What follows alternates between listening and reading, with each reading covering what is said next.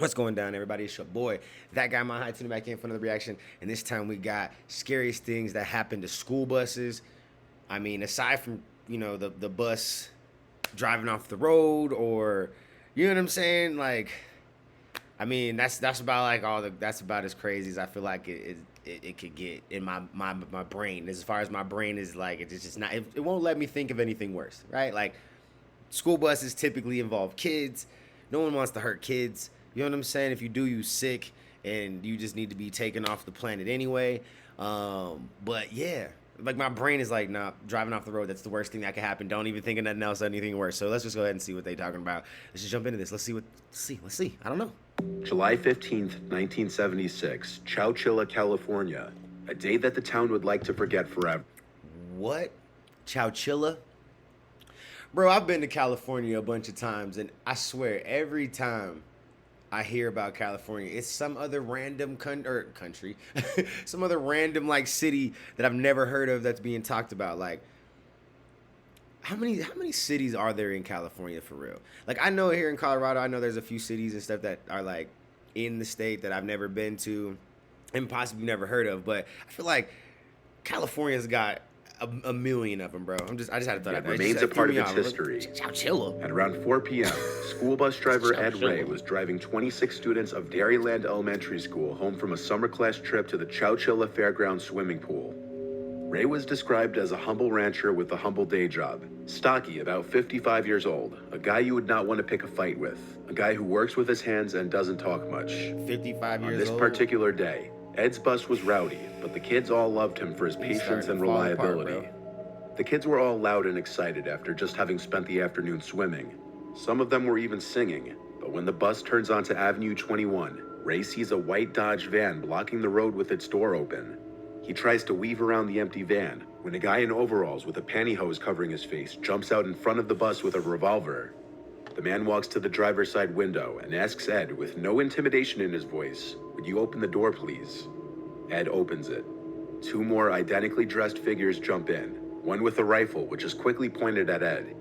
Everybody goes to the back of the bus. The one without a rifle starts to drive, and the one with the revolver hops in the van to follow them. They drive about a mile and park the bus in a bamboo. So they just kidnapped a whole group of kids and shit? Like, there's hold on, what is going on? The entire ride was apparently so silent that it added to the pure horror of it. The bus was hidden near the Chowchilla River, and 12 kids were ushered into the white van that was following the bus.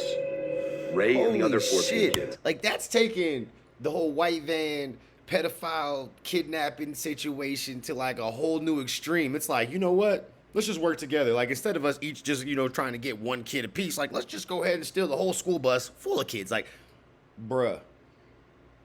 See, this is like, I'm at the homeschool my kids, goddammit. Into the back of the second van that was waiting at the location. They ain't about to be allowed to leave the house. Green. There was a partition separating the driver's seat to the back of the van, and all the windows were sealed. Oh, they was ready. See, look, they was Ed ready. and all the kids sat in the backs of these vans for 11 whole hours in the pitch black and extreme heats, all the while scared for their lives, not knowing what was going to happen next. That's wild, bro. Some of the older kids started to sing songs to try to lighten the incredibly horrible setting and make the younger kids feel better. Songs like "If You're Happy and You Know It." Meanwhile, back in town, it only took 15 minutes after the bus not showing up that parents began to wonder what was going on. That's how punctual Ed always was. Within the hour, the missing bus was being talked about on the local news stations. Parents helped police by tracing the route the bus usually took, and by that evening, they found the abandoned bus. Within hours, 30 FBI agents arrived on the scene, and an intense investigation was underway to find the kids and Ed. 2 agents per kid. Late that night, the vans finally arrive at a rock quarry 100 miles away in Livermore, 3:30 in the morning, at which point Ed had been awake for 24 hours. The back doors of the vans swing open, and 2 guys are waiting. Ed is the first one out. He's handed a flashlight, and then told to strip, and then go down a hole with a ladder in it. Above ground, roll call is being taken for the children, and their names are written as they're made to leave the bus one by one. Then they're stripped and sent to join Ed down the ladder into what was referred to as the hole, which turned out to be an old moving van, which had been placed in a large dugout hole 12 feet underground. Ed immediately worried that the ceiling would cave in or that they'd suffocate. However, there were 2 air shafts, hoses that ran above ground to a tree. There were also some mattresses on the ground and a pathetic amount of necessities. Wonder Bread, peanut butter, potato chips, water jugs, and some holes carved for toilets. After all the kids were inside, one of the Bro, this is the creepiest, weirdest, most like extreme, like I don't even know how to comprehend. Like these they buried the damn trailer under the thing, structurally unsound, had it filled with mattresses and all sorts of food and all sorts of shit. Like they had intentions of these people being here for a long time. Like they didn't intend on these kids or that bus driver being found. Like honestly, like doctor said, "We'll be back for you." Bro. Then a steel plate slid over the entrance and this was shit weighted is down by wild. something. See, this is that. They, This of was course, begged to be human let out. trafficking And shit many of right the here. younger children. Like I think it goes even deeper than just like the whole kidnapping and you know pedophilia, like pedophile shit. But like this is they were about to traffic these kids. Like that's what this shit seems like. They was about to, like, old man was about to get knocked off. He was just a bystander that was just kind of along for the ride. I doubt they had any use for him.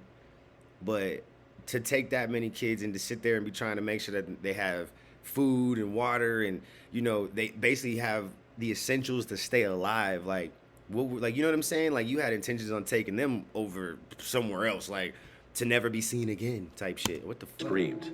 Then they heard repeated thumps on top of the van.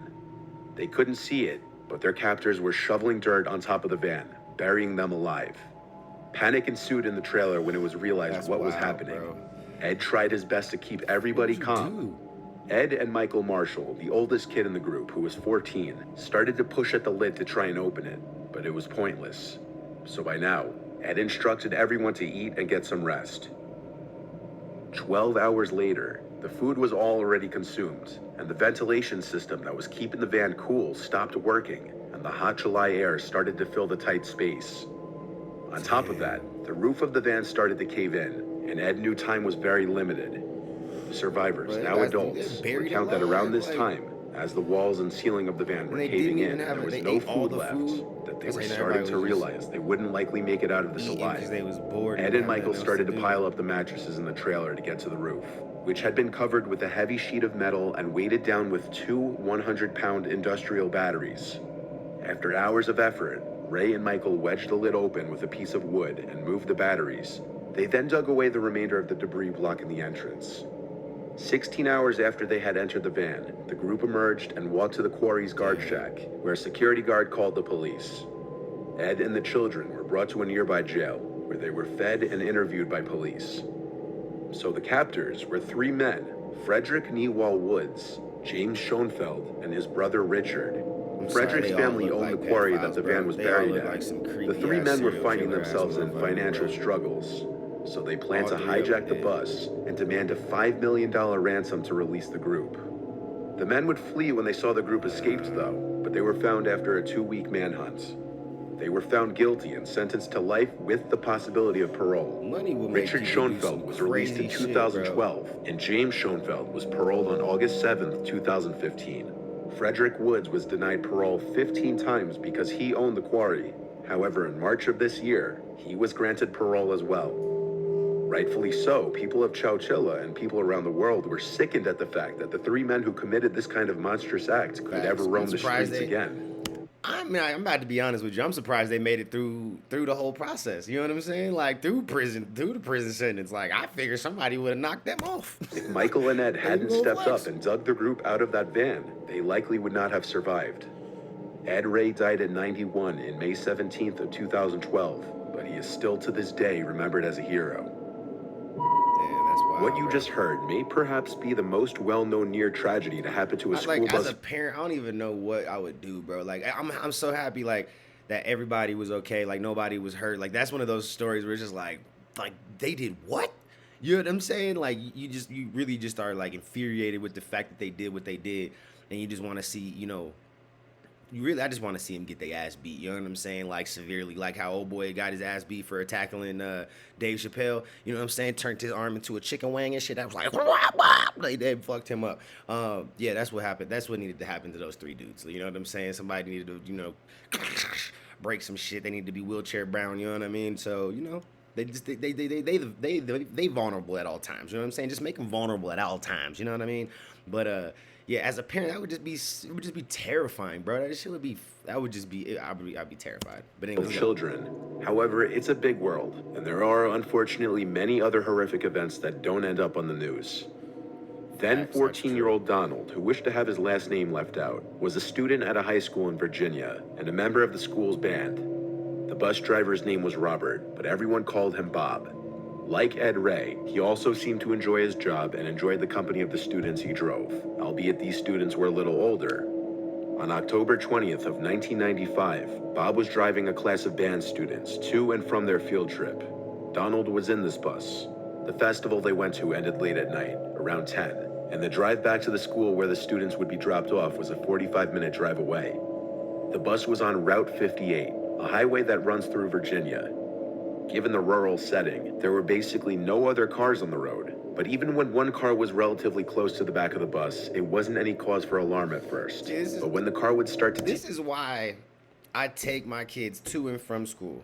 I will drop you off when that bell rings, and I will be there when that bell rings. You know what I'm saying? Like, I don't even, man, fuck these buses, bro. The bus, instead of simply going around it, especially when the bus and the car were the only vehicles in sight, the students near the back of the bus started to realize and discuss amongst themselves how strange it was.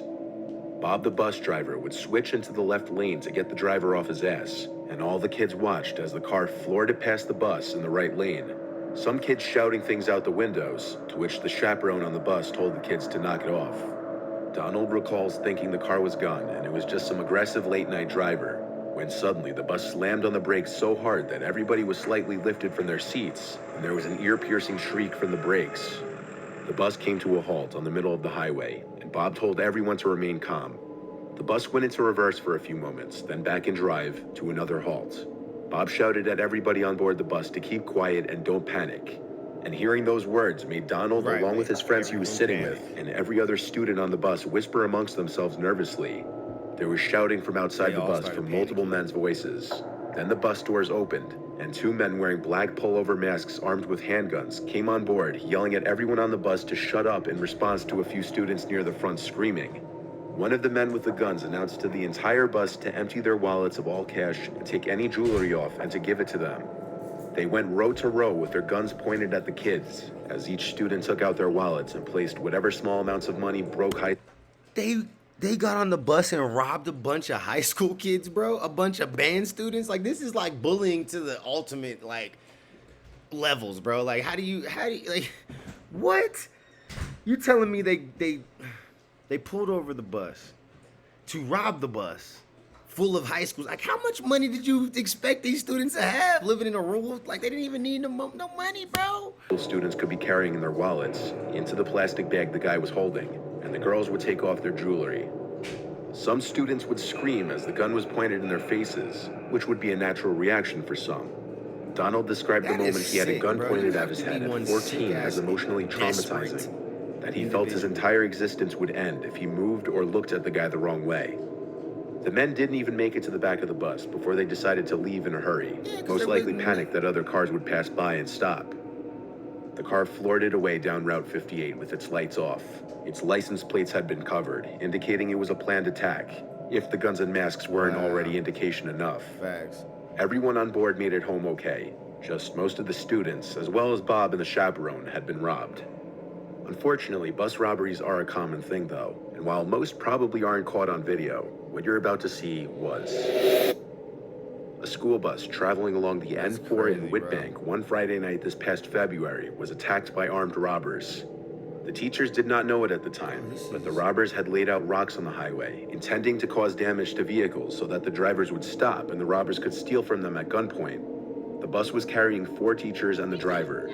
There were no pupils in the vehicle. They were traveling back to the school after an athletics meeting when they hit the rocks and ruptured a tire. There were 3 robbers. 2 were armed with guns and 1 with a knife.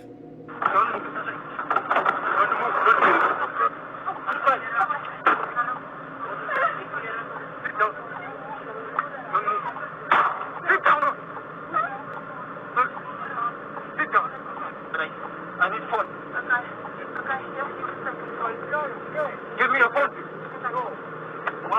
Give me a phone. Where is that your car? Wow. The assailants stole cell phones, cash, jewelry, and a smartwatch.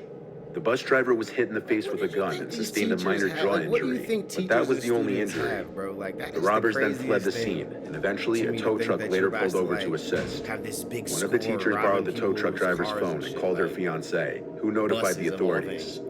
Police soon arrived, and an investigation began. The robbers have still not been identified. Since buses can carry a lot of people, depending on the intent of the people looking to target them, they may see extra dollar signs just based on the amount of people. It would be one thing if you were sitting there thinking like regular public buses and shit, you know what I'm saying? Where just random individuals are, you know, using public transportation to and from work or whatever, you know what I'm saying? Like going about their regular daily lives. That makes way more sense to me to sit there and be like, I'm gonna go rob this public bus with, you know, 30, 40 people on it and, you know, hopefully have a nice little come up between everybody. Like, that makes a lot of sense to me. But a fucking school bus, though, bro, teachers don't make shit as it is. You know what I'm saying? Teachers is already broke. So, what do you think they got? And students is broke. Come on, bro. It's a bunch of students. If any of these students got money, it's allowance. You know what I'm saying? It's the little hustle money from selling you know, candy bars and shit. Like, come on, bro. Like, shit don't even make no sense. Anyways, Board alone. it's crazy. Even though you don't often hear about People these are things stupid. happening on the news, they do happen. In such situations where people are armed with guns, it's always best to just comply with their orders. I guess. Man, that showed a lot of desperate individuals, I gotta say. But anyways, man, y'all let me know which one. I think the very first one, honestly, where the kids got kidnapped and thrown in a damn trailer, buried underground. Like, that was by far, I think, the worst one. Yeah, that was by far. Like, the one, everything else, like, obviously, the last one was just that some teachers, you know, I'm glad no one got hurt. You know, they did get robbed, but hey, you know what I'm saying? Shit happens. But the very first one, though, that shit was wild, bro. As a parent, that shit would be terrifying. But anyways, let's talk about it in the comments below. Catch y'all next.